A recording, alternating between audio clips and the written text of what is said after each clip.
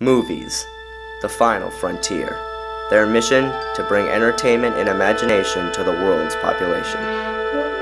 This is the Evan Nova 95 YouTube channel. Its mission, to review these movies as well as entertain the subscripted audience, to boldly go where no reviewer has gone before.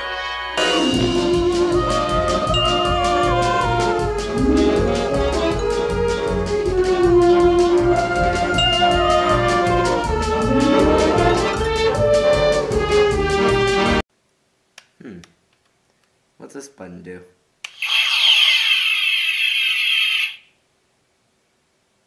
Whoops. So, did you think the plot to the last movie was weird? Get a load of this. Okay, so you have a giant space probe going towards Earth and causing havoc because it can't talk to a load of humpback whales. So Kirk and company go back in time to San Francisco, 1986, to try and get whales and bring them back so the probe doesn't destroy Earth. Still with me? Hey guys, welcome to the 4th day of Star Trek week, and today we're looking at Star Trek IV, The Voyage Home. Now this movie also takes place pretty close after Return of Spock. Not quite as directly as the last one, but pretty damn close. So, like I said, there's this probe that wants to talk to humpback whales, but in their time, humpback whales are extinct. So what do? Well, Kirk and company fly around the sun a bunch of times until they're propelled into the past in, well, what would be the movie's present time San Francisco, and they want to get whales. Generally, this movie does get some mixed reaction from people, but personally, I think this is the second best Star Trek movie, and here's why.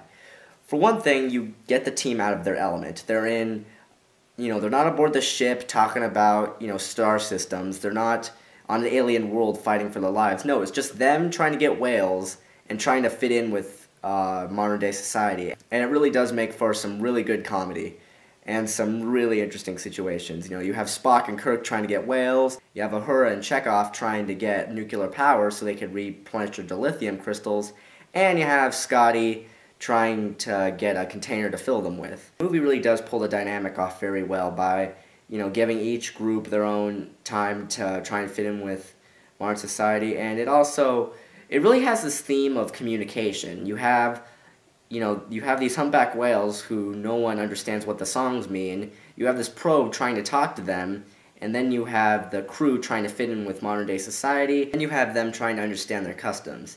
It's all kind of a lack of communication, which is kind of the theme of the movie. Wrath of Khan, all about death. Return of Spock, all about life. This, all about communication, and it does handle it very well. I also like how this movie does have comedy, but it doesn't just do it for the sake of cheap laughs. I like how it really balances out very well with a lot of really creative scenes, like how Scotty tries to talk to a computer, how Bones is arguing with a doctor about current century medicine. It's just all hilarious, and it's all very well handled. And then you have this lady who is a whale caretaker who ends up joining up with the crew and helping him get the whales, and you have her just trying to understand all what's going on. Now, to some fans, this movie may stick out because, it's not them in space, it's not them fighting, but that's what I really like about it. It's something fresh, it's something new, but it's something new that works. Hint, hint. It still keeps the Star Trek feel, and it's still about discovery. You have them discovering new things, what the past was like, and it keeps the tone real well. It's not nearly as good as Wrath of Khan, but, it leaves you with a good feeling, and it really does have really good character development. So, that's why it's my second favorite. Well, guys, stay tuned for tomorrow, the final episode of Star Trek Week. Oh, boy. I am not looking forward to this one. Stay tuned for the J.J. Abrams Star Trek remake that came out in 2009. Oh boy, this is gonna be interesting. Later.